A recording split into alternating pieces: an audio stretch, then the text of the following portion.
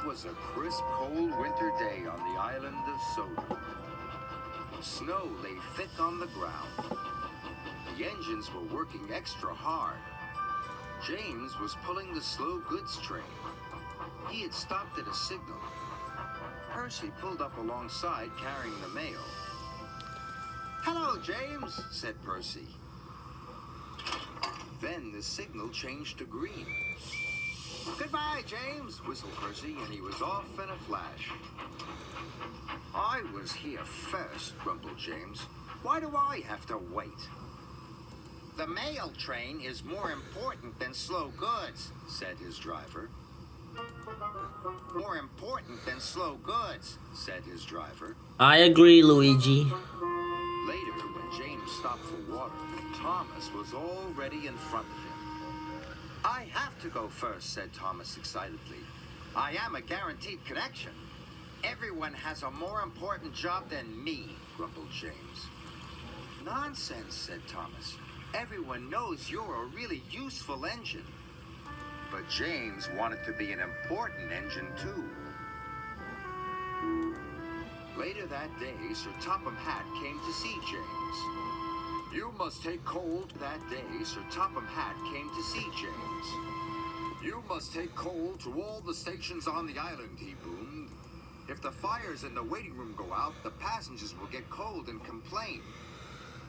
"It is a very important job," he added. "You can rely on me, sir." Yes, sir. James proudly. Sir Topham Hatt left. James was excited.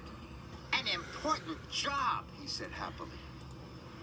Excited. "An important job," he said happily. Wowee. Sniffed Gordon. "It's only a load of coal after all." "Nonsense," snorted James. "I am going to keep the passengers warm. What could be more important than that?" And he wheeshed over to the water tower.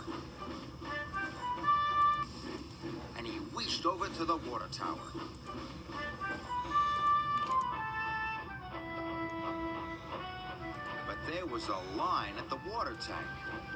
"Come on," he steamed impatiently. "I have an important job to do." "Wait your turn, bossy boiler," said Thomas. "Do." "Wait your turn, bossy boiler," said Thomas. James felt too important to wait, so he didn't. James rushed to the coaling station. He met Edward waiting at a junction. Edward was looking bothered. He had too many jobs and he was feeling puffed out. "Can you take these slate cars to the quarry?" Edward asked. Puffed out. "Can you take these slate cars to the quarry?" Edward asked. "Sorry, Edward, but I can't," puffed James. "I've got the most important job on the island." And he chuffed grandly away.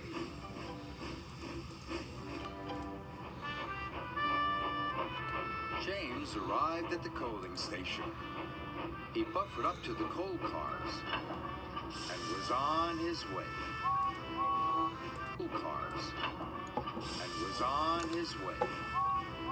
Coal makes the steam engines warm up with the firebox.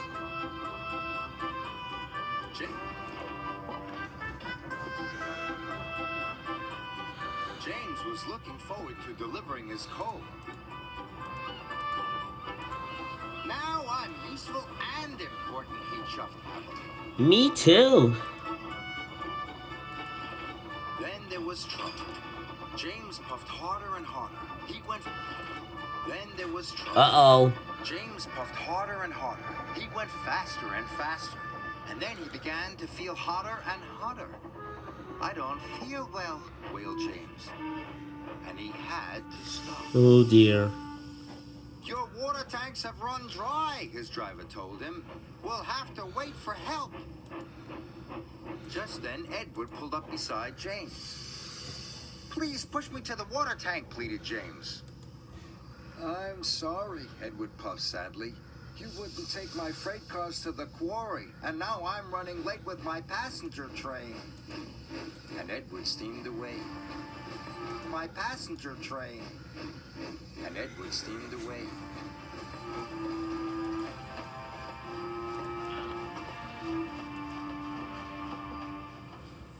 Edward stopped and told the signalman all about James. The signalman telephoned for help, and soon Salty was on his way. He pulled up alongside James. "Why didn't you fill up with water this morning, matey?" James told him about the line at the water tank. "I've heard you were too busy to help Edward too," said Salty. "I was in a hurry," protested James. "Mine is the most important job on the island." Me "No too. job is more important than helping another engine on the island." "No job is more important than helping another engine," said Salty firmly. And deep down in his boiler, James knew Salty was right. Mm-hmm. Thanks to Salty, James's water tank was soon filled and he was well on his way. He knew he had to make up for lost time. Then James saw Diesel up ahead.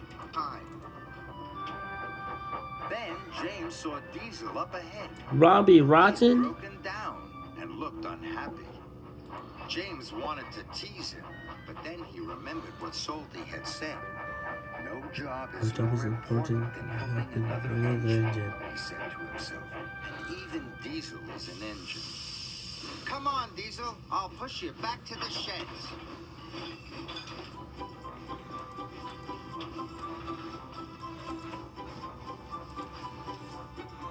Pushing Diesel and pulling freight cars was hard work. Mm-hmm. Very hard. At last, James got Diesel to the repair yard, but he still had to deliver his coal.